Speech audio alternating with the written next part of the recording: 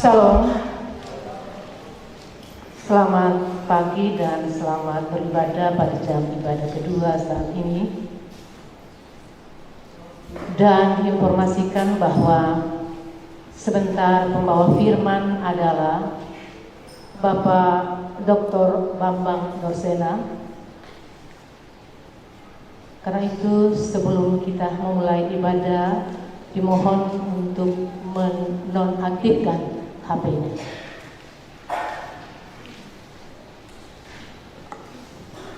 Jemaat kekasih Tuhan, marilah kita bersorak-sorai untuk Tuhan, bersorak-sorai bagi gunung batu keselamatan kita, dan biarlah kita menghadap wajahnya dengan nyanyian syukur, bersorak-sorai baginya dengan nyanyian mazmur, sebab Tuhan adalah Allah yang besar dan Raja yang besar mengatasi segala Allah. Mazmur 95 ayat 1 sampai ayat 3. Marilah dengan penuh penghayatan iman kita menghadap Allah. Saya undang jemaat bangkit berdiri dan menyanyikan lagu NKB bait pertama sampai bait ketiga. Hai Kristen, nyanyilah.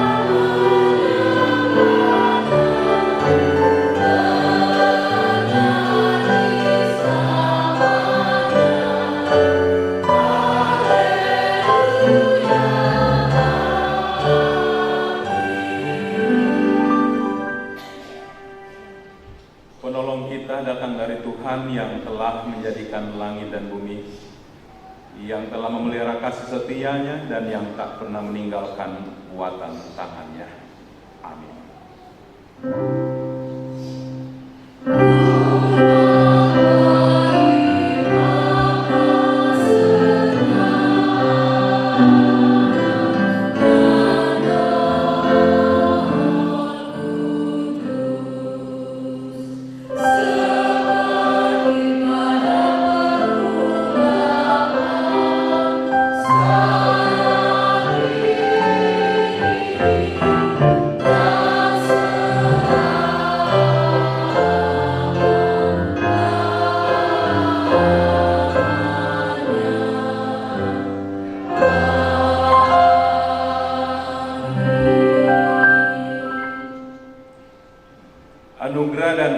sejahtera dari Allah Bapa kita dan dari Tuhan Yesus Kristus menyertai saudara-saudara.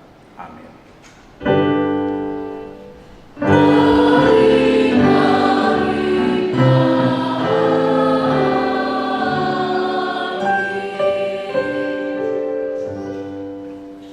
Dan kemudian katanya, sungguh aku datang untuk melakukan kehendak-Mu. Yang pertama ia hapuskan supaya menegakkan yang kedua. Dan karena kehendaknya inilah, kita telah dikuduskan satu kali untuk selama-lamanya oleh persembahan tubuh Yesus Kristus. Ibrani 10 ayat 9 dan 10 itulah yang menjadi dan membimbing kita. Jemaat silakan. Mari kita mengaminkan dengan melakukan NKB nomor 3 bait yang pertama.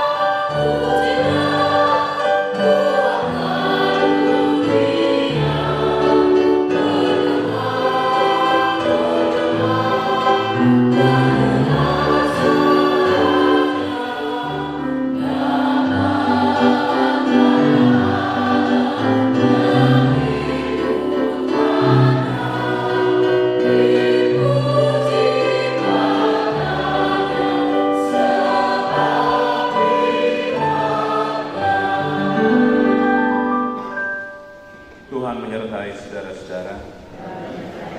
Mari meminta kekuatan Roh Kudus untuk pelayanan firman-Nya. Kita berdoa. Terima kasih Tuhan atas persekutuan yang indah boleh terjalin di antara kami semua anak-anak-Mu. Kami bersyukur atas persekutuan ini Tuhan. Tetapi di tengah-tengah persekutuan ini kami rindu lagi Tuhan untuk mendengarkan suara kebenaran. Dan saatnya Tuhan kami akan belajar, akan kehendak. Karena itu dengan kuasa Roh Engkau memampukan kami, supaya ketika kami mendengarkan firman, kami semakin mengerti akan maksud dan kehendak-Mu dalam hari-hari perjalanan kehidupan kami. Kekasih kami hamba-Mu Bapak Bambang Nursena yang akan melayani kami Tuhan saat ini, Engkau anugerahkan kekuatan dan kesehatan kepadanya, sehingga ia boleh dapat melayani kami dengan penuh sukacita, sehingga kami semua yang hadir pada saat ini terberkati dan nama Tuhan yang akan dimuliakan. Bapa, ini doa kami di dalam nama Yesus yang telah mengajar kami berdoa. Bapa kami yang di surga, dikuduskanlah namamu, datanglah kerajaan-Mu, jadilah kehendak-Mu di bumi seperti di surga. Berikanlah kami kepada kami makanan kami yang secukupnya, dan ampunilah kami seperti kami juga mengampuni orang bersalah. Dan jangan membawa kami ke dalam pencobaan, tetapi lepaskanlah kami daripadanya. Karena Engkaulah yang punya dan kuasa dan kemuliaan sampai selama-lamanya. Amin.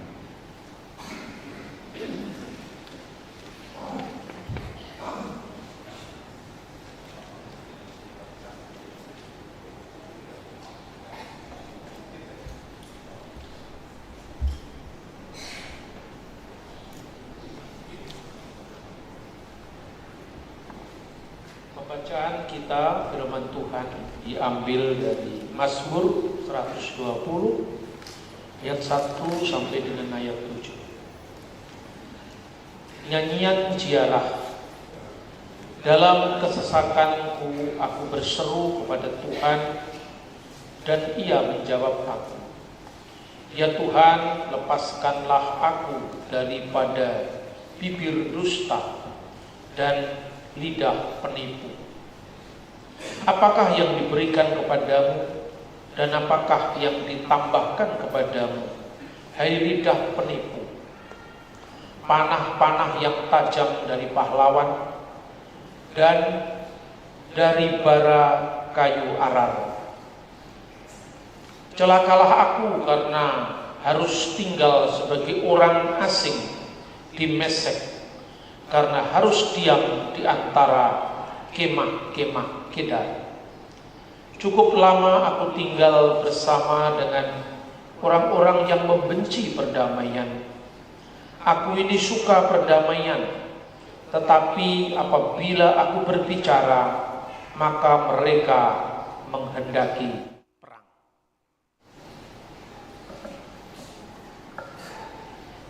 Yang berbahagia mereka yang mendengarkan firman Allah dan yang memeliharanya.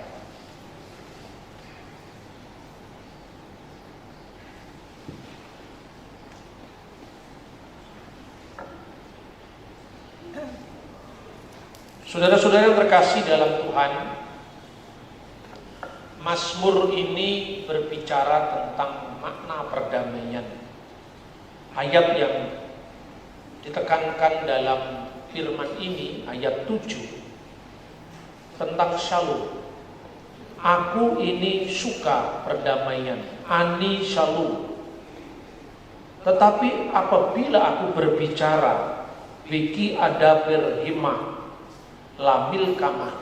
Tetapi aku ketika berbicara tentang shalom itu, mereka menghendaki perang. Nah, saudara-saudara yang terkasih di dalam Tuhan, ayat ini sebetulnya menurut tradisi Yahudi itu ditulis ketika Raja Daud berada di sebuah negeri, yaitu padang gurun Paran, di sebuah wilayah padang gurun Paran. 1 Samuel pasal 25 ayat 1 berbicara, dan matilah Samuel, seluruh orang Israel berkumpul meratapi dia dan menguburkan dia di rumahnya di Rama. Dan Daud berkemas, lalu ia pergi ke padang gurun Paran. Nah, sebelum kita membahas ayat demi ayat yang tidak terlalu panjang ini, Mazmur ini digolongkan sebagai Mazmur ziarah. Mazmur ziarah itu teks dalam bahasa aslinya sebetulnya secara harafiah bisa diartikan sebagai sirha ma'alot, yang artinya Mazmur kenaikan. Jadi kata ma'alot itu orang-orang yang naik. Dari kata Allah, Allah itu artinya naik. Alot itu naik, ya kata jamak. Ma'alah orang yang naik, ma'alot orang-orang yang naik.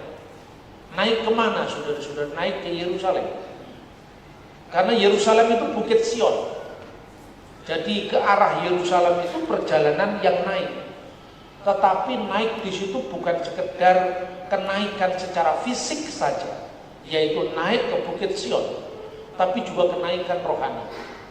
Mazmur ini ada terdiri dari 15 pasal, mulai dari pasal 120 sampai pasal 134.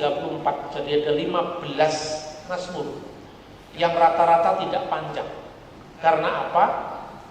Dahulu di Bait Allah itu ada pelataran yang tangganya berjumlah 15. Maka 15 Mazmur itu dibaca di setiap tangga, dari tangga pertama sampai tangga ke-15.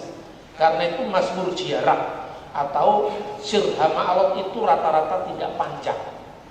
Nah, saudara-saudara, untuk apa orang-orang Yahudi harus pergi ke Yerusalem, atau lebih tepat harus naik ke Sion, harus naik ke Yerusalem? Karena mereka untuk merayakan perayaan-perayaan besar. Perayaan-perayaan besar itu yang disebut sebagai hakikah.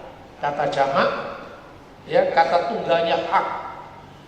Misalnya disebutkan dalam kitab Keluaran pasal 23 ayat 14. Talot, regalim, tahak, libasana. Talot itu 3. Salos dalam bahasa Ibrani itu seperti bahasa Arab salata. Salasa itu yang menjadi kata Selasa, hari ketiga dalam bahasa Indonesia. 3 kali regalim itu ada perjalanan, harus mengadakan perjalanan. Untuk apa? Tahak atau tahok. Untuk hak itu naik, artinya naik haji. Nah, kata Arab haji itu tidak hanya ada di dunia muslim, tetapi juga kalau Anda berziarah ke Yerusalem itu disebut sebagai haji. Itu berasal dari Mazmur, jauh sebelum zaman Islam. Maka hak itu ada 3, ya, karena talos, regalim, tahak, libasana. 3 kali dalam setahun hendaklah engkau mengadakan perayaan besar. 3 kali dalam setahun hendaklah engkau mengadakan haji bagiku, hak li bagiku, basana setiap tahun. Nah, 3 perayaan itu, pertama disebut perayaan besar Paskah, hak Pesach. Kata Pesach ini diambil dari kitab Keluaran pasal 12 yang artinya dilewati atau dilalui kematian.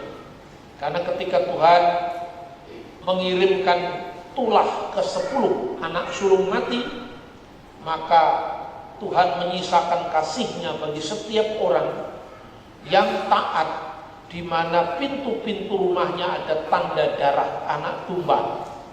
Maka disebutkan dalam firman Tuhan, viraiti et hadam, dan apabila aku melihat darah itu, melihat tanda darah itu, uvesakti, maka aku akan lewat alaihim, atas mereka. Dari kata Pesach itulah kemudian menjadi Paskah. Dan kaitannya dengan hari raya roti tak beragi, itu memperingati keluaran dari tanah Mesir. Yang kedua, hak Hasukot, perayaan pondok daun, memperingati pengembaraan umat Israel di padang gurun. Dan yang ketiga adalah perayaan Pentakosta. Tapi Pentakosta di sini konteksnya Pentakosta Yahudi, hak Hasafuot. Karena apa? Pentakosta Yahudi itu adalah turunnya 10 perintah Tuhan di Sinai yang dikaitkan dengan hari panen tertentu. Kekristenan adalah penggenapan dari semua perayaan-perayaan Yahudi, simbol-simbol Yahudi. Maka dari Paskah keluaran, pembebasan dari tanah Mesir, menjadi Paskah universal, pembebasan seluruh manusia dari perbudakan dosa-dosa. Karena penebusan darah Kristus, maka siapa yang melihat tanda darah itu, apabila Tuhan melihat tanda darah itu, Tuhan akan melewatinya dengan lewatlah kematian atas orang-orang Israel. Begitu juga siapa yang percaya kepadanya tidak binasa, dilewati oleh kematian, melainkan memperoleh hidup yang kekal. Nah, saudara-saudara yang terkasih dalam Tuhan, itulah sebetulnya yang disebut perayaan besar. Dan Mazmur yang dibaca dikenal sebagai Mazmur kenaikan, Mazmur ziarah. Jadi secara harafiah kalau Anda membaca dalam Alkitab terjemahan bahasa Inggris diartikan Mazmur kenaikan, karena naik ke Bukit Sion, naik ke Yerusalem.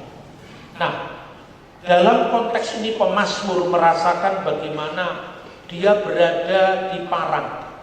Paran itu tempatnya siapa? Keturunan Ismail.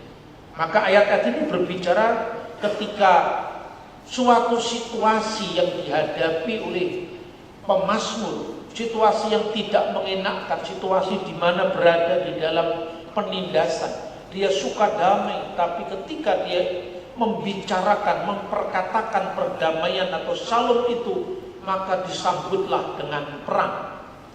Pada ayat yang pertama dia berdoa, dalam kesesakanku aku berseru kepada Tuhan dan Ia menjawab aku. Ya Tuhan, doanya, lepaskanlah aku daripada bibir dusta, daripada lidah penipu. Jadi masyarakat yang dijumpai oleh pemazmur adalah mereka yang suka bikin hoax, bikin sesuatu yang membuat fakta itu diputar balikkan. Dia yang pertama menyerang, tetapi ketika disampaikan kepada publik, dia menampilkan diri sebagai orang yang ditindas. Dia menampilkan diri sebagai orang yang teraniaya, semacam play victim yang sekarang ini. Itulah kelakuan daripada orang-orang yang dihadapi oleh pemazmur. Maka dia mengatakan, ya Tuhan, lepaskanlah aku dari bibir penipu. Karena ketika dia berada di lingkungan orang-orang yang biasa berdusta, biasa dengan lidah penipu, pemazmur ingin menyucikan dirinya agar tidak sama dengan mereka. Dia ingin bahwa dia tidak tergarami oleh situasi, tapi dia ingin menggarami. Kalaupun tidak ingin menggarami, bagaimana dia tidak terpapar oleh lidah penipu atau bibir dusta tadi. Lalu ayat 3, apakah yang diberikan kepadamu? Apakah yang juga ditambahkan kepadamu, hai lidah penipu? Sebetulnya itu adalah ungkapan pemazmur bahwa jikalau engkau melakukan itu, apa yang ditambahkan untukmu dan apa yang diberikan kepadamu? Maka ayat 4, panah-panah yang tajam dari pahlawan. Sejak dulu keturunan Ismail, bangsa Arab, orang-orang Kedar, orang-orang Nebayot, itu memiliki warisan yang diberikan kepada Tuhan sebagai pemanah-pemanah yang tangkas. Kejadian pasal 21, 20 sampai dengan 21. Allah menyertai anak itu, maksudnya Ismail, sehingga ia bertambah besar. Ia menetap di padang gurun dan menjadi seorang pemanah. Di mana dia tinggal, maka tinggallah di padang gurun Paran, dan ibunya mengambil seorang istri baginya dari tanah Mesir. Maka di sini berbicara panah-panah yang tajam dari pahlawan, itu adalah warisan yang diberikan kepadanya. Kiseh Gibor Senunim dalam bahasa aslinya. Lalu berikutnya apa? Dan bara kayu arat bersama dengan Gahale Retanim. Jadi retam itu sebetulnya sebuah semacam rumput ya, yang tumbuh di padang gurun, dan itu menjadi bahan bakar yang membara. Nah, itulah yang sangat terkenal pada masa kuno, dan itu juga diungkapkan misalnya dalam satu raja-raja, di mana tempat kayu arar yang menjadi bahan arang yang sangat panas itu terjadi atau ada di padang gurun. Satu raja-raja 19 ayat 4, tetapi ia sendiri masuk ke padang gurun sehari perjalanan jauhnya, lalu duduk di bawah sebuah pohon arar. Jadi itulah sebetulnya warisan yang diberikan kepadamu, itu juga sebetulnya yang ditambahkan kepadamu, tidak lebih daripada itu. Karena apa? Apa yang dihasilkan dari bibir dusta, lidah penipu adalah konflik, adalah ketidaknyamanan, adalah permusuhan, adalah dendam kesumat. Dan Raja Daud ingin membersihkan hati, membersihkan dirinya dari lidah penipu dan bibir yang dusta. Bukankah itu sesungguhnya dialami oleh umat Allah sekarang ini? Kita sudah berusaha untuk menciptakan perdamaian, tetapi selalu ada tantangan di luar yang menarik kita kepada konflik, yang memancing kita kepada konflik. Lidah penipu, bibir berdusta, yang kemudian itu diungkapkan dalam nada-nada fitnah. Yang itu terjadi pada dunia medsos sekarang. Saudara-saudara yang terkasih dalam Tuhan, setiap ayat Alkitab itu harus diakui, dia memiliki makna historis, tapi juga bisa memiliki makna eskatologi yang akan datang. Nah, dalam sepanjang sejarah, teks-teks Alkitab itu bisa saja diperkosa, bisa saja kemudian ditundukkan oleh keinginan orang-orang yang membaca teks. Tapi sebetulnya dia tidak mengambil makna dari teks asli itu apa, makna dari pesan semula itu apa. Inilah yang disebut sebagai eisegese, artinya memasukkan paham kita dalam teks, bukan mengambil sesuai dengan teks itu apa maknanya bagi kita. Mazmur 120 itu pun tidak lepas daripada itu. Siapakah yang disebut orang-orang Mesek dan siapakah yang disebut sebagai orang-orang Kedar? Ini disebutkan di dalam ayat 5. Celakalah aku karena harus tinggal sebagai orang asing di Mesek. Menurut Josephus, ahli sejarah di abad pertama, mengkaitkan Mesek itu adalah sebagai tempat muski yang kini letaknya itu adalah di Turki bagian selatan. Dan itulah yang disebut sebagai Kapadokia. Itu letaknya Mesek. Pada zaman dahulu itu tempat di mana musuh-musuh Israel selalu tinggal di sana dan melancarkan permusuhan kepada orang Israel. Dan yang kedua yang dikenal sebagai Kedar, yaitu kemah-kemah kaum Kedar. Kedar itu adalah anak kedua dari Ismail, putra Abraham. Dan bangsa ini juga dalam dinamika kadang-kadang bersahabat dengan Israel, kadang-kadang bermusuhan dengan Israel. Dan Daud tinggal di wilayah itu, yaitu di wilayah Parang, padang gurun Parang, di mana suku-suku Nebayot dan Kedar itu tinggal. Nah, itu kemudian dimaknai apa? Dimaknai bagaimana Daud itu sendiri kepingin ketika berada dalam situasi yang sekelilingnya memusuhi dia, yang sekelilingnya memfitnah dia, yang sekelilingnya itu adalah menebarkan kebencian, dia tetap ingin memperkatakan shalom, ani shalom. Aku ingin berbicara tentang perdamaian, meskipun orang lain menyambutnya dengan perang, orang lain menyambutnya dengan pedang. Bukankah itu situasi yang terjadi sampai hari ini? Pada tahun 2020, kedua keluarga Abraham itu menyelenggarakan apa yang disebut kesepakatan kemah Abraham. Dan itu tentu membuat teduh mata yang memandangnya. Maka sebagai bagian dari kesepakatan Abraham itu, bersama-sama orang Israel dan negara-negara Arab itu membuka bersama-sama sinagoge, gereja, dan masjid.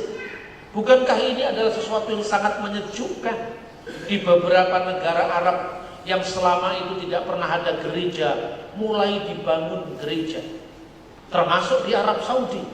Itu hasil hubungan perdamaian antara dua keturunan Abraham, dari Ishak yang melahirkan bangsa Israel dan dari Ismail yang melahirkan bangsa Arab. Itu luar biasa. Tapi ada saja yang merasa terancam dengan perdamaian itu. Salah satunya kalau dalam konteks modern adalah Iran. Nah, itulah yang kemudian sampai sekarang terjadi penyerangan bulan Oktober dan sampai sekarang tak kunjung selesai konflik itu. Meskipun kenyataan sebenarnya tidak seheboh yang ada di media Indonesia. Karena buktinya pada tahun lalu ketika terjadi konflik, saya 5 kali bolak-balik ke Israel dan tidak ada masalah apa. Nah, saudara-saudara, kadang-kadang bukan sekedar kita mengusahakan damai, ingin supaya hati kita bersih daripada suara-suara di luar kita, tetapi kita tidak cukup peka dalam menyaring suara-suara yang ada.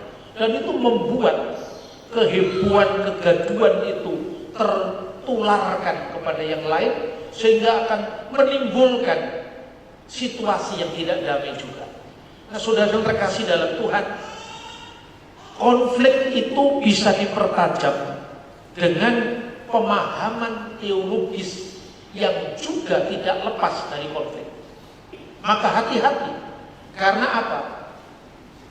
Theological killing, pembunuhan teologis itu lebih jahat atau mengawali kejahatan pembunuhan fisik. Mengapa? Ketika pembunuhan teologis itu dia maknai membunuh hak hidup orang yang berbeda dengan kita, maka kita sendiri sudah melanggar firman Tuhan. Kan Tuhan berfirman, biarkanlah lalang itu tumbuh bersama gandum sampai waktu menuai. Tapi nyatanya apa yang kita pikirkan, ya secara eisegese kita carikan dalilnya dalam kitab suci. Ayat ini pun juga pernah dimaknai sebagai konflik. Mesek itu dimaknai karena Mesek itu keturunan Yafet, dan Yafet itu ada menurunkan orang-orang barat, orang-orang bule. Maka ada seorang rabi namanya Moshe ben Maimun yang dikenal Rambam. Dia mengatakan Mesek itu adalah orang-orang barat Kristen yang pernah menindas kita. Jadi apa yang dialami, dan memang itu harus diakui bahwa terjadi gerakan-gerakan antisemitisme yang dilakukan oleh orang-orang barat terhadap Yahudi, yang puncaknya nanti Nazi Jerman 1940-an. Tetapi yang sudah, jangan kemudian kita tampilkan, kita pentaskan kembali dalam wacana kita, dalam cara berteologi kita. Maafkanlah sejarah, dan kita harus menatap masa depan bersama. Itu kata Mesek itu dipahami orang-orang Kristen yang dulu menindas orang Yahudi. Tetapi Kedar itu dipahami adalah orang-orang Arab yang juga menindas orang-orang Yahudi, khususnya Islam. Ini misalnya saya kutipkan dari apa yang dikatakan Maimonides atau Rambam. Dia mengatakan dalam suratnya kepada orang Yaman, ingatlah hai saudara-saudaraku seiman, karena banyaknya dosa-dosa kita, maksudnya orang Yahudi, Tuhan telah melemparkan kita ke tengah-tengah orang-orang ini, orang-orang Arab yang telah menganiaya kita dengan kejam dan memberlakukan undang-undang yang merusak dan diskriminasi terhadap kita, sebagaimana kitab suci telah memperingatkan kita sebelumnya. Musuh-musuh kita sendiri akan menghakimi kita. Ulangan 32 ayat 31. Dan orang-orang Kedar itu spesifik dipahami orang-orang Muslim pada zamannya dia di abad ke-13. Maka sebagaimana mereka menolak Yesus, maka dia juga menolak Muhammad. Dan Muhammad disebut sebagai Mesuge, orang gila. Nah, ini teks historis yang muncul dari situasi tertentu, tidak bisa kita paksakan di zaman sekarang. Saudara-saudara sering melihat di YouTube sekarang ya, orang Kristen lagi jalan salib diludahi umat Yahudi. Wah, lalu diviralkan kemana-mana. Kenapa kamu Kristen membela Yahudi, sementara jalan salib saja diludahi? Terus saya sampaikan, yang meludah itu sudah ditangkap polisi.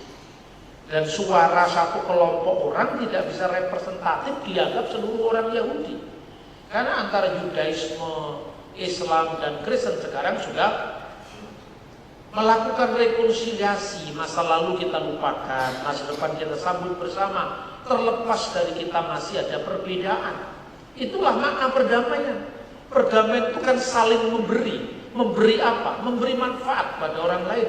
Menerima, artinya menerima kehadiran orang lain yang berbeda apa adanya. Itulah Bhinneka Tunggal Ika, saudara-saudara, kalau dalam konteks kita. Nah, terus saya sampaikan, memang ada kelompok-kelompok tertentu yang kemudian memframing seolah-olah Kristen itu bermusuhan dengan Yahudi terus-menerus. Sebagaimana ada yang memframing bahwa Islam itu harus ditempatkan, harus bermusuhan dengan Kristen terus-menerus. Ini contoh-contoh dari orang yang tidak berspirit damai. Padahal itu kasuistis sekali. Satu contoh ya, kenapa orang-orang Mesir lebih menerima misalnya simbol-simbol Yahudi. Kalau Anda pergi ke Israel ya, bahwa menorah itu kaki dian bercabang 7, atau bawa shofar itu yang nafiri itu yang khas Yahudi. Anda masuk ke Mesir, keluar dari Israel kemudian masuknya dari Mesir, nggak apa-apa, welcome, nggak apa-apa. Orang Mesir lebih menyambut itu simbol Yahudi tidak masalah, simbol Kristen tidak masalah. Tapi kalau ada pulangnya lewat Yordan, Anda membawa menorah kaki Dian bercabang 7, simbol Yahudi dalam kitab Taurat, atau Hanukiah kaki Dian bercabang 9, atau shofar, itu pasti dirampas di Yordan. Tetapi Anda bawa salib sebesar apapun, welcome di Yordan, tidak apa-apa. Umat Islam di Yordan punya sensitivitas tertentu pada orang Yahudi, maka tidak boleh membawa shofar, tidak boleh membawa Hanukiah, lilin bercabang 9 itu, tidak boleh membawa yang namanya menorah. Tapi Mesir tidak masalah, dua-duanya sama-sama Islam. Jadi apakah kita mengatakan Islam itu anti Yahudi? Ya, itu hanya kelompok tertentu di Yordan, tapi di Mesir tidak. Bahkan orang mengatakan, cobalah berani ke tembok ratapan pakai salib. Bukan hanya pakai salib yang dilarang, Anda pakai simbol-simbol agama lain juga dilarang. Karena tembok ratapan itu tembok yang disucikan eksplisit untuk orang Yahudi. Tapi dalam kasus tertentu, Paus Francis kemarin datang, salibnya besar, diantar sama Rabi Yahudi, tidak apa-apa. Jadi ini kan soal kasus, sudah kapan ya peristiwa itu kita pahami dalam konteks tertentu. Lalu ada yang memframing, orang-orang Islam punya masjid dan masjidnya tidak ada gambar, tidak ada patung, tidak ada gambar Yesus, maka orang Yahudi, kata Rabi, boleh masuk ke masjid untuk sembahyang. Wah, di framing lagi. Tapi coba masuk gereja, tidak boleh. Kita hanya menangkap satu potong ini. Kenapa orang Yahudi ya cukup alergi dengan gereja? Karena gereja dulu terlalu banyak gambar, dan dipikir kesan fisik terhadap gereja itu adalah seperti Abudah Zara, seperti penyembahan berhala. Tapi di gereja Protestan itu tidak ada patung misalnya. Meskipun kita tahu bahwa patung itu tidak untuk disembah. Karena di gereja Katolik kalau ada patung, itu sebetulnya bukan untuk objek sembahan, tapi itu seni. Ya tahu? Karena apa? Yang dilarang Tuhan itu tidak membuat patung manusia biasa atau patungnya para tokoh iman. Boleh-boleh saja patungnya malaikat, kerubim, serafim aja ditaruh di tabut perjanjian, tapi patung Tuhan itu tidak boleh. Nah, padahal yang dibuat patungnya Maria, patungnya Yesus, patungnya Rasul Paulus, nah itu kan manusia yang bisa dipotret, bisa digambar. Apa sulitnya? Tapi karena kesan fisik itu kan kesan pertama yang menancap di pikiran orang, jangan ke gereja karena di situ ada patung. Oh, jangan ke gereja karena di situ ada gambar. Kan seperti itu. Masjidnya tidak ada. Padahal yang namanya objek penyembahan itu bukan sekedar benda dilukisi atau benda 3 dimensi, batu, bundar pun bisa jadi objek penyembahan. Tinggal bagaimana motivasi orang mau menyembah. Itu yang pertama. Yang terakhir, contoh yang kedua, ketika orang-orang Yahudi itu pada masa tertentu alergi dengan simbol Kristen, sekarang tidak banyak lagi yang seperti itu. Jadi apa yang terjadi di abad pertengahan jangan dibawa lagi ke sini. Tapi hal yang lebih fundamental, Rabi yang sama, Rabi Rambam ini, Rambam itu Moshe ben Maim, melarang mengajarkan Taurat kepada Islam, tapi boleh mengajarkan Taurat kepada Kristen. Nah ini kan sebaliknya. Tapi sayangnya orang Kristen juga tidak mau memframing, karena kita tidak butuh itu. Tidak boleh mengajarkan Taurat kepada Islam, karena orang Islam itu digolongkan epikursim, yaitu orang-orang yang menolak asal-usul Taurat sebagai firman Tuhan. Kalau cocok diterima, kalau nggak cocok ditolak, katanya Rambam. Maka lebih aman kalau ajarkan Taurat kepada orang Kristen. Syukur-syukur kalau mereka bisa kembali ke jalan yang benar. Jadi Kristen itu salah dalam penafsiran, tapi Tauratnya satu dengan kita. Kalau Islam bukan hanya tafsirnya yang salah, tapi menerima Taurat saja, Tauratnya sendiri nggak ada hubungannya dengan Taurat kita. Kalau cocok nanti diterima, kalau nggak cocok dituduh palsu. Itu satu dosa yang disebut hayaf misa, berhutang pada kematian apabila kamu mengajarkan Taurat kepada orang Islam.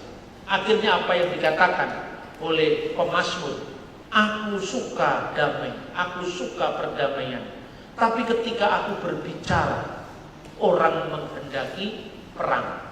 Kiranya apa yang Kita bisa pelajari dari pemazmur ketika dia berada di padang gurun parang di antara pemanah-pemanah yang perkasa.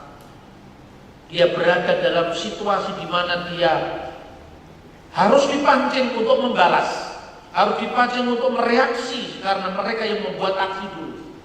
Dia justru menyucikan dirinya, datang kepada Tuhan, dan dia ingin hatinya bersih, tidak ikut konflik-konflik yang mengarah kepada perdamaian yang terganggu karena semuanya itu.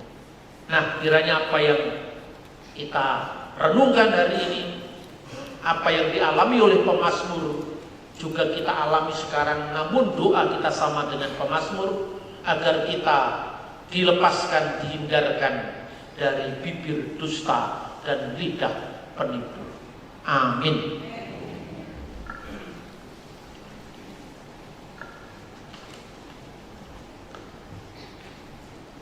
Marilah kita berdiri. Kita mengikrarkan pengakuan iman kita sesuai dengan pengakuan iman Rasul.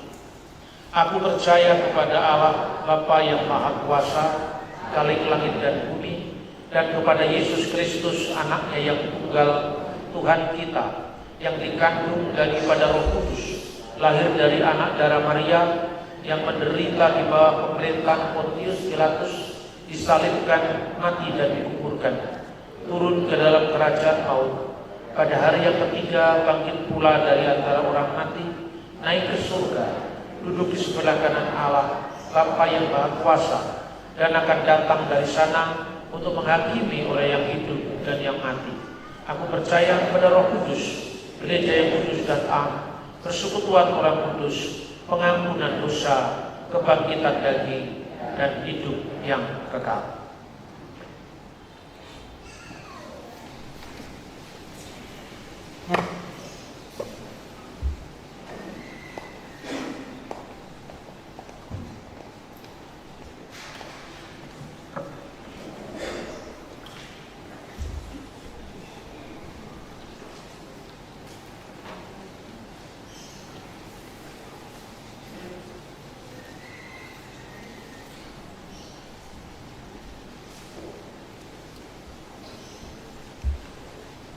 Sebelum kita membawa persembahan syukur kepada Tuhan, marilah kita berdoa. Ya Tuhan Yesus, kami bersyukur kepadamu karena kasih dan pengorbananmu yang mendorong kami untuk memberi persembahan sukarela ini. Kami sadar bahwa persembahan kami ini tidak sebanding dengan kurban tubuh dan darahmu yang Engkau persembahkan bagi kami dan bagi dunia. Terima serta kuduskanlah ya Tuhan, agar berguna untuk pelayanan kasih dan keadilan demi kemuliaan nama-Mu. Amin. Mengiringi persembahan, mari kita menyanyikan NKB 119 bait pertama sampai bait yang keempat. Sudahkah yang terbaik kuberikan? Di hadapan terbaik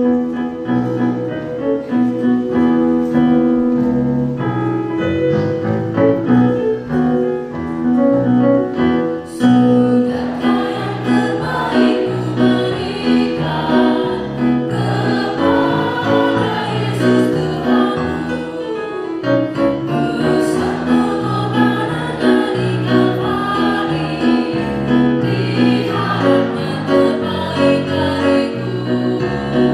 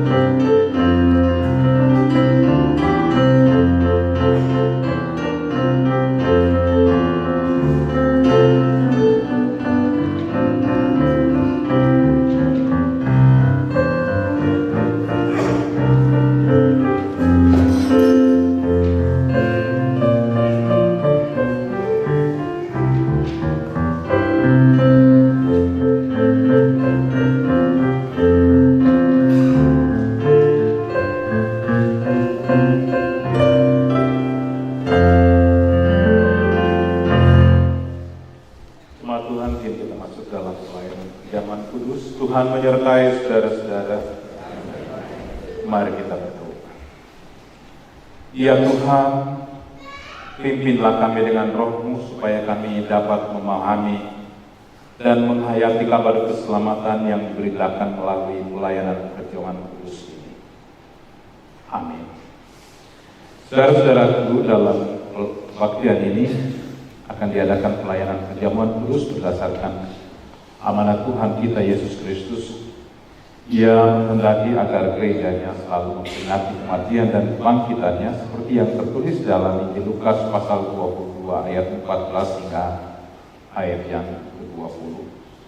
Ketika tiba saatnya, Yesus duduk makan bersama-sama dengan rasul-rasulnya. Katanya kepada mereka, "Aku sangat rindu makan Paskah ini bersama-sama dengan kamu sebelum aku menderita. Sebab aku berkata kepadamu, aku tidak akan memakannya lagi sampai ia beroleh kegenapannya dalam kerajaan Allah." Kemudian ia mengambil sebuah cawan, lalu ia berkata, "Ambillah ini dan bagikanlah di antara kamu. Sebab aku berkata kepadamu, mulai dari sekarang ini aku tidak akan meminum lagi hasil pokok anggur sampai kerajaan Allah telah datang." Lalu ia mengambil roti, mengucap syukur, memecah-mecahkannya dan memberikannya kepada mereka, katanya, "Inilah tubuhku yang diserahkan bagi kamu. Perbuatlah ini menjadi peringatan akan aku." Demikian juga dibuatnya dengan cawan sesudah makan. Ia berkata, "Cawan ini adalah perjanjian baru oleh darahku yang ditumpahkan bagi kamu." Saudara-saudara, dalam perjamuan kudus ini kita akan makan roti dan minum anggur bersama-sama selaku puji-pujian dan ucapan syukur kita kepada Tuhan kita Yesus Kristus yang telah mengorbankan dirinya bagi keselamatan kita. Oleh pekerjaan Roh Kudus kita mengambil bagian dalam kematian dan kebangkitannya. Sementara kita menantikan saat penggenapan kerajaan Allah yang akan datang itu. Kita memuji Tuhan dari Kidung Jemaat nomor 169 bait 1 dan bait yang kedua.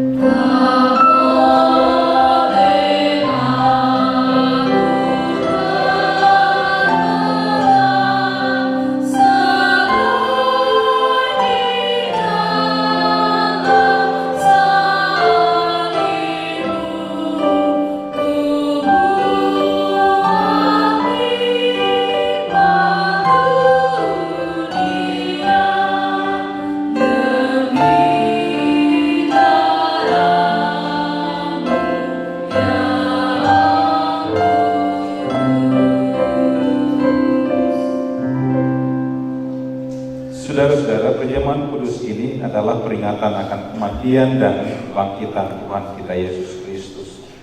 Oleh sebab itu, janganlah hati kita terikat pada roti dan anggur yang kelihatan ini, melainkan hendaklah kita mengarahkan hati kita kepada Tuhan Yesus Kristus. Mari kita berdoa. Ya Tuhan, kasihanilah kami orang-orang berdosa ini. Amin. Saudara-saudara, mari karena segala sesuatu telah tersedia.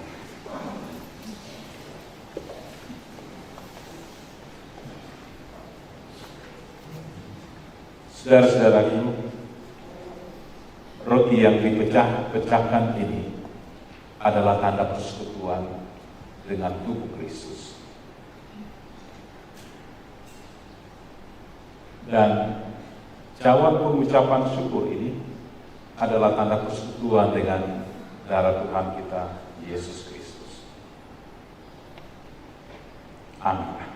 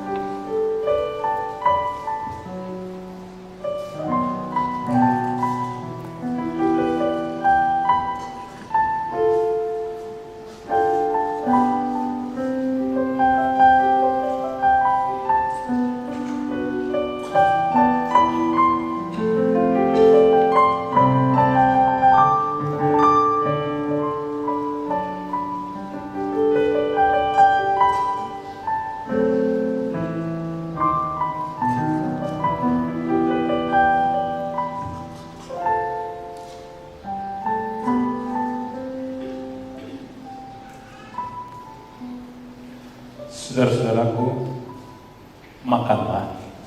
Yesus berkata, inilah tubuhku yang telah diserahkan bagi kamu, perbuatlah ini menjadi peringatan akan aku.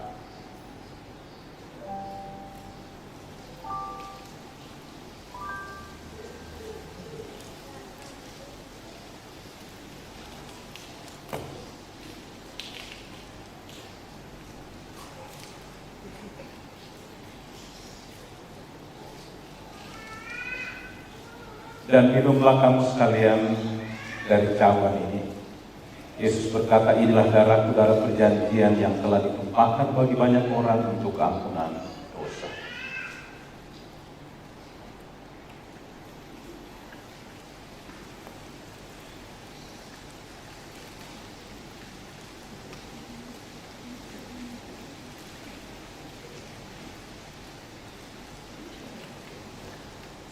bagi saudara-saudara yang telah mengikuti dan mengambil bagian dalam perjamuan kudus ini, terimalah berkatnya.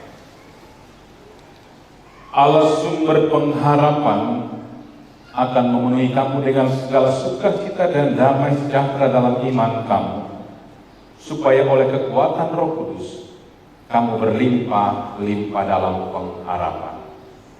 Amin. NKB nomor 17 bait 1 hingga bait yang ketiga.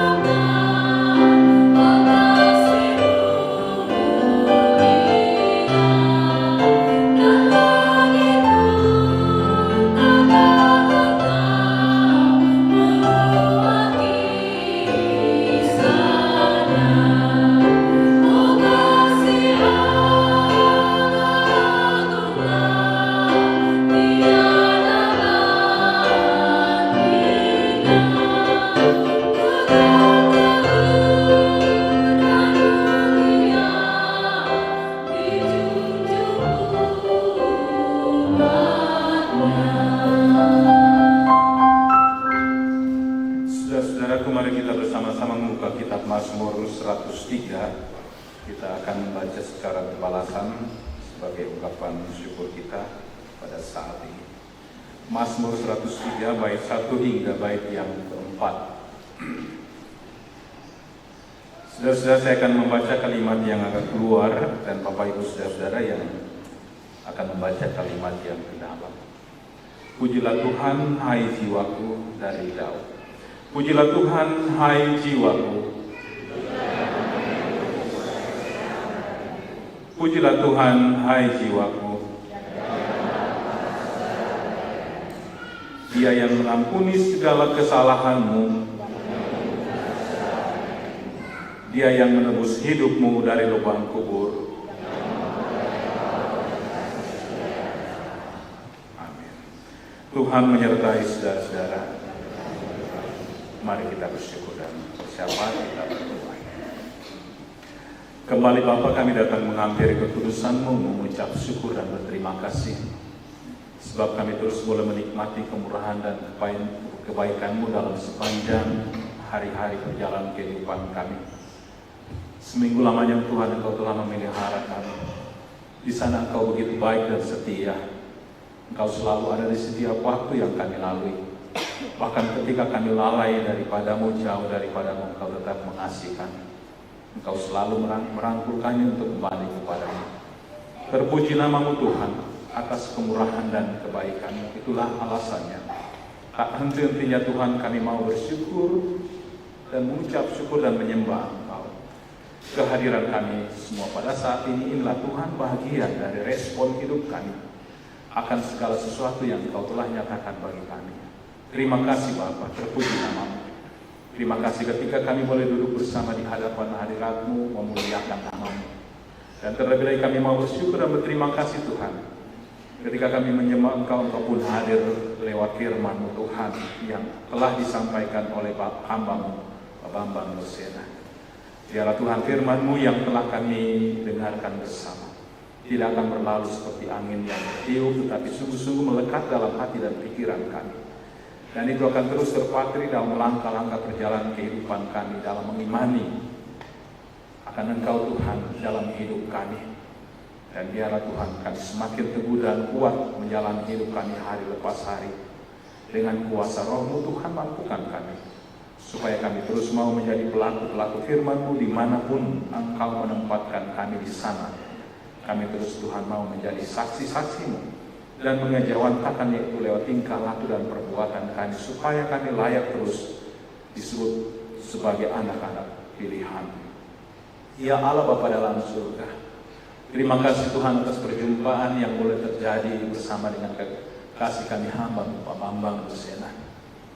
Setelah beberapa hari berada di Kendari Tuhan, melaksanakan pelayanan-pelayanan baik seminar buat hamba-hamba-Mu para pendeta, juga dalam ibadah syukur hari pekabaran Injil Sutra yang ke-108. Terpuji nama-Mu Tuhan. Dan siang hari ini kami boleh berjumpa dengan penuh kasih lagi di tengah-tengah jemaat-Mu. Terima kasih Tuhan atas perjumpaan ini. Karena itu Tuhan kami memohon Engkau terus memberkati kekasih kami. Engkau Tuhan terus hadir di tengah-tengah kehidupan yang teristimewa dalam berbagai kesibukan dan tanggung jawab yang selalu dilalui. Baik Tuhan dalam tanggung jawab pelayanan-pelayanan dimanapun kekasih kami Engkau pakai Tuhan untuk mengisi dan memberi pengetahuan kepada siapapun anak-anak. Dan juga Tuhan di tengah-tengah kehidupan keluarga, biarlah Tuhan Engkau juga terus memberkati mereka setiap saat. Anugerah kekuatan dan kesehatan itulah terus yang kami mohon, supaya hamba-Mu dimampukan untuk menjalani berbagai hal dalam tanggung jawab yang Tuhan percayakan. Ya Allah Bapa dalam surga, juga kami mau bersyukur dan berterima kasih Tuhan atas anugerah dan kebaikan-Mu dalam perjalanan kehidupan jemaat-Mu, di mana Tuhan dalam minggu yang kami lewati, Engkau telah menganugerahkan kepada beberapa kekasih kami penambahan usia dan juga ulang tahun pernikahan mereka. Kami mau bersyukur atas penambahan usia kekasih kami Sarah, juga ulang tahun pernikahan beberapa keluarga kekasih.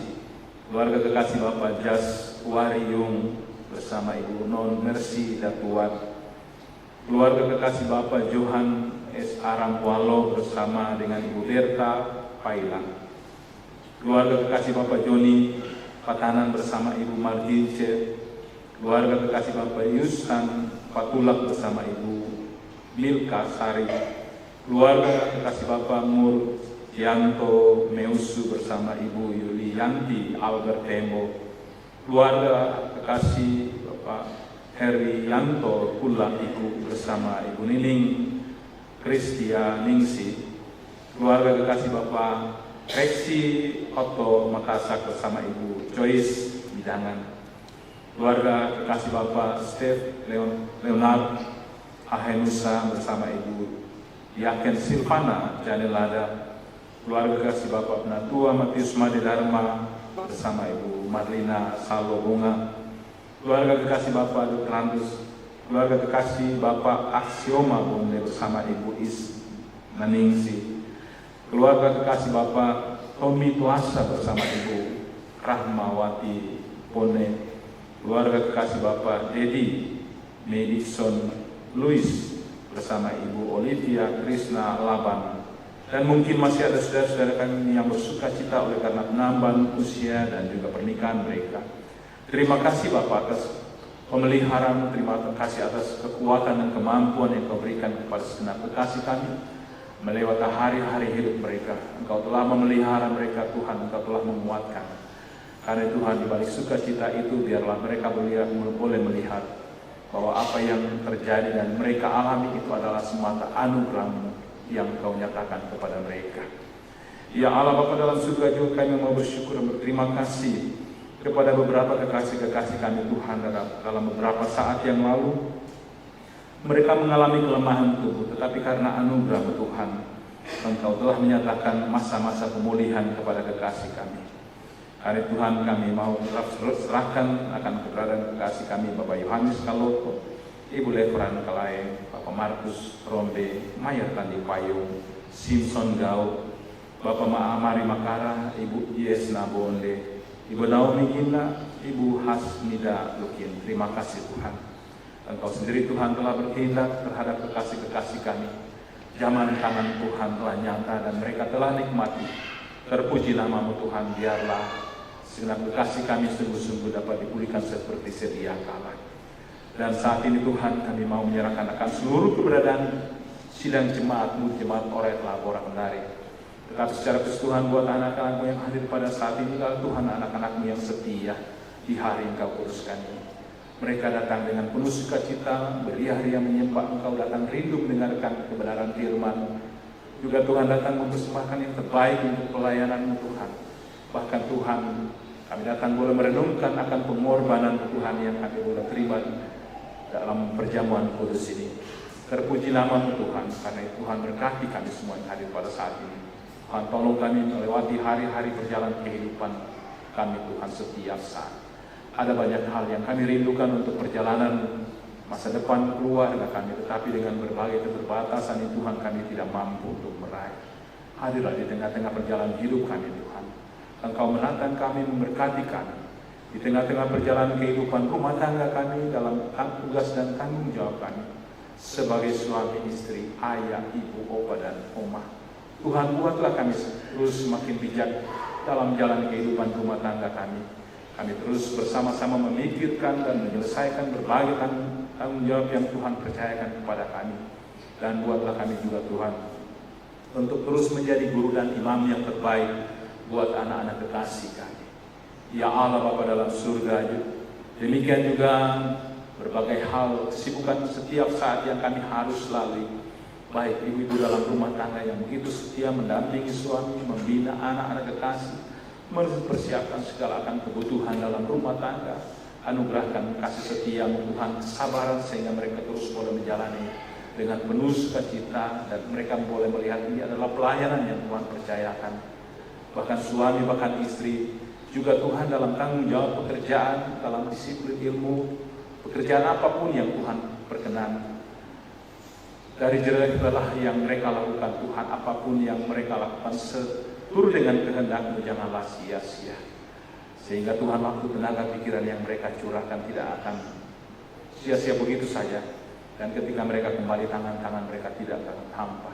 Berbagai cara Tuhan akan memberkati mereka Tuhan. Dan mereka akan boleh menerima itu sebagai rezeki yang Tuhan anugerahkan untuk perjalanan masa depan keluarga. Dan juga Tuhan untuk menunjang setiap pelayanan. Ya Allah Bapa dalam surga, segenap kekasih-kekasih kami, istimewa anak-anak kekasih kami Tuhan dalam masa-masa pertumbuhan mereka. Biarlah Tuhan terus memelihara mereka. Di tengah-tengah kesibukan mereka, ketika mereka harus pergi dan pulang, menuntut ilmu, bekerja, Tuhan tuntun sertai mereka senantiasa. Jauhkan dan luputkan dari segala mara bahaya, supaya anak-anak kekasih kami terus boleh berjalan dalam naungan damai sejahtera-Mu. Anak-anak pemuda dan pemudi kami Tuhan dalam menanti masa depan mereka Tuhan, baik kerjaan maupun jodoh mereka, teguhkan dan kuatkan iman mereka dalam penantian, supaya jangan mereka terperosok dengan pengaruh duniawi yang akan menyesatkan iman mereka. Dan kami mohon Tuhan berikan kesabaran, ketabahan, dan tunjukkan jalan terbaik di mana Engkau mempersiapkan masa depan bagi anak-anak kekasih kami. Keluarga yang terpisah dari kami Tuhan oleh karena berbagai dinamika kehidupan yang mereka harus lalui di tempat lain. Tuhan sebagaimana adanya, Engkau menolong, memberkati kami, memelihara kami di Kendari di tempat ini. Demikian pengharapan kami, itu pun terjadi di tengah-tengah kehidupan keluarga yang terpisah dari kami. Dan saat ini juga Tuhan kami mau menatang akan keberadaan berbagai pergumulan saudara-saudara kami dalam hidup mereka. Kami mau menyerahkan akan duka cita yang dialami oleh keluarga Bapak Penatua Johan Kamtohe, di mana Engkau panggil orang tua dari tengah-tengah kehidupan mereka, almarhum Oma Adel Mince Pagorai. Ya Allah Bapa dalam surga, Engkau tahu rasa yang ada dalam hidup kekasih-kekasih kami. Karena itu Tuhan, hanya kepadamu kami serahkan akan pergumulan kekasih kami. Engkau Tuhan yang bertindak. Karena itu kami percaya Engkau juga dokter yang mampu untuk menguatkan kekasih-kekasih kami. Biarlah Tuhan setiap pelayanan-pelayanan yang terjadi di tengah-tengah kehidupan keluarga itu akan menjadi penghiburan yang sejati bagi setiap keluarga. Dan rencana-rencana selanjutnya Tuhan untuk melaksanakan pemakaman kami terus serahkan ke dalam tangan kuasa-Mu. Biarlah Tuhan Engkau menyatu hati, padukan segenap keluarga supaya mereka dapat menyelesaikan dengan baik. Ya Allah Bapa dalam surga, juga kami mau berdoa buat saudara-saudara kami yang dalam kelemahan tubuh mereka, baik yang hadir pada saat ini terbaring di rumah atau rumah sakit. Tuhan, dengan kerendahan hati kami mohon, ulurkan tangan-Mu yang penuh mujizat di dalam nama Yesus. Engkau menjamah kekasih-kekasih kami Tuhan, kekasih kami Paulus Sandi Pailang, orang tua dari Diaken Yemri A.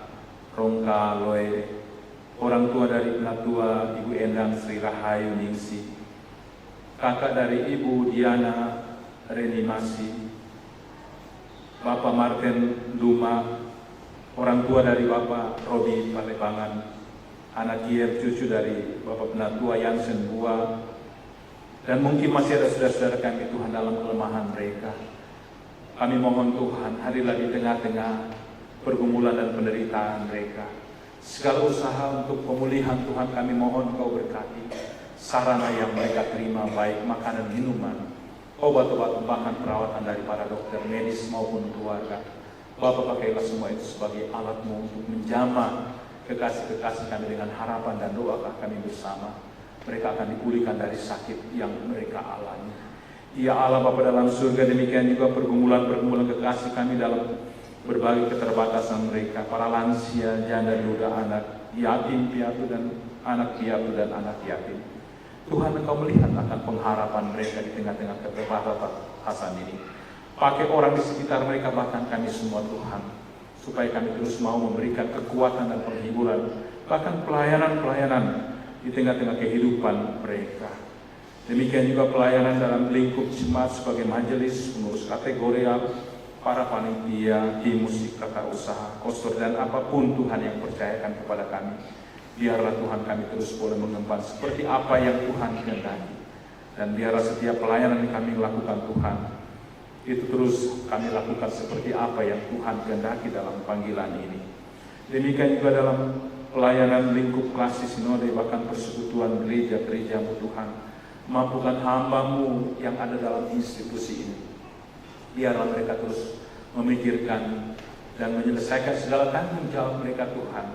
Dan biarlah Tuhan setiap pelayanan-pelayanan mereka lakukan juga semakin banyak orang yang datang percaya kepada-Mu Tuhan. Engkau akan selamatkan dalam kehidupan mereka. Para pemimpin negara, daerah bahkan dunia ini Tuhan. Kami serahkan mereka semua ke dalam tangan kuasa-Mu. Teristimewa Tuhan pertikaian-pertikaian yang sedang terjadi di Timur Tengah, di Gaza sana. Engkau luluhkan Tuhan hati dan pikiran para pemimpin-pemimpin bangsa di sana, sehingga apa yang terjadi sang Tuhan dapat terselesaikan dengan baik. Dan biarlah Tuhan kedamaian, ketenterapan pun mereka boleh alami bagi saudara-saudara kami yang berada di sana. Ya Allah Bapa dalam surga, juga pergumulan keluarga-keluarga oleh karena pasangan suami istri, bahkan anak-anak yang tidak seiman. Teguhkan dan kuatkan mereka Tuhan yang percaya. Biarlah mereka terus setia, pakai mereka Tuhan, bahkan dengan kuasa Roh Engkau bekerja, supaya mereka yang belum percaya kelak akan menerima Engkau, dan mereka seisi rumah tangga mereka kelak akan menyembah Engkau dalam hidup mereka.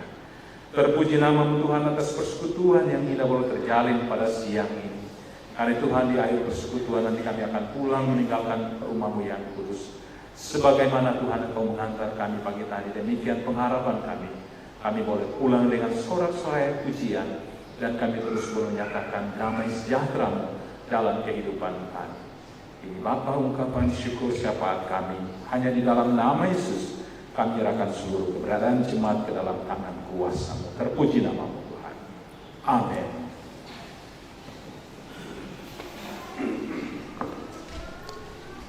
Warta jemaat hari ini Minggu tanggal 1 September 2024. Pendeta, majelis dan seluruh jemaat Ora et Labora mengucapkan terima kasih atas pelayanan firman yang telah dibawakan oleh Bapak Dr. Bambang Nusena. Tuhan memberkati pelayanan Bapak Bambang yang Tuhan percayakan kepadanya. Ibadah rumah tangga tidak ada perubahan. Ibadah Pekalansa juga tidak ada perubahan. Ibadah Perki, ibadah gabungan hari Rabu tidak ada perubahan. Yang menjadi nyonya rumah adalah rayon 2. Penyampaian persembahan syukur bulanan minggu depan tanggal 8 September 2024 akan dilaksanakan. Persembahan syukur bulanan anggota jemaat. Silakan mengambil amplop dalam kotak yang telah tersedia di depan. Yang berikut pemberkatan nikah Saudara Robertus Dwi Wirnawan Santoso dengan Thalia Ciera Kristenli Koodo Escape NS akan dilaksanakan pada Jumat tanggal 13 September 2024. Pelayan Pendeta FN Bonde MPS. Yang berikut pelaksanaan Pesparawi Kota Kendari tahun 2024.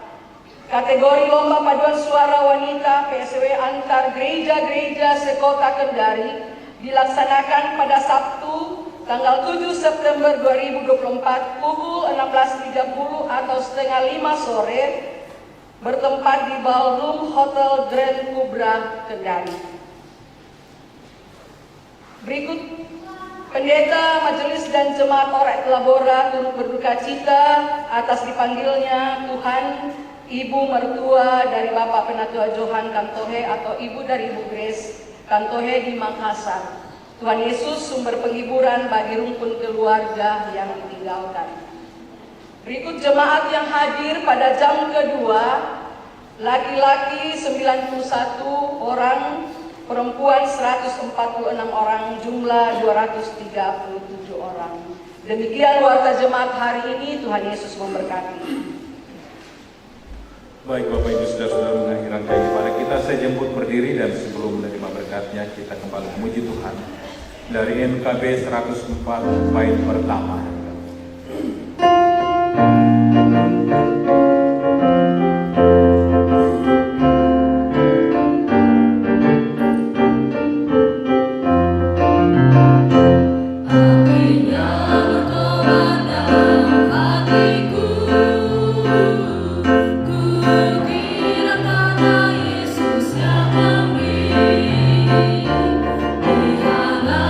Jiwaku tak perlu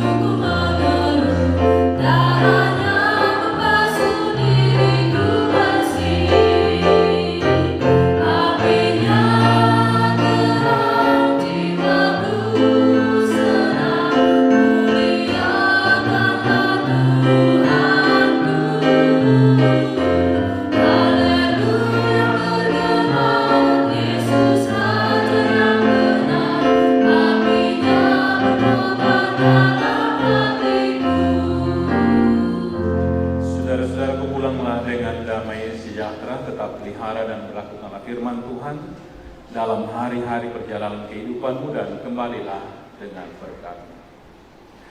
Tuhan memberkati engkau dan melindungi engkau. Tuhan menyinari engkau dengan wajah-Nya dan memberi engkau kasih karunia. Tuhan menghadapkan wajah-Nya kepadamu dan memberi engkau damai sejahtera. Amin.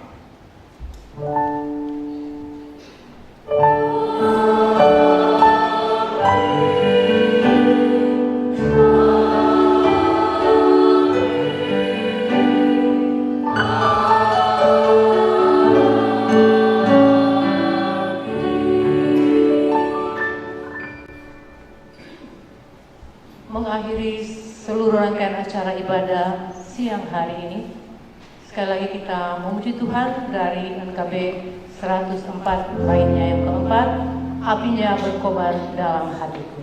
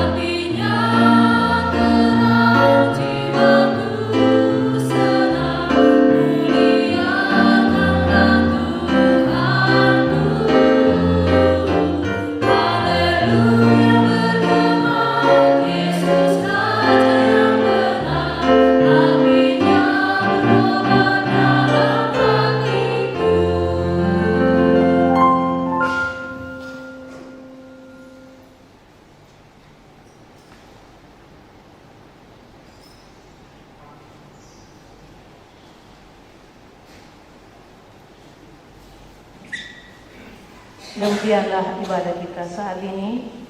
Selamat siang, Tuhan Yesus memberkati.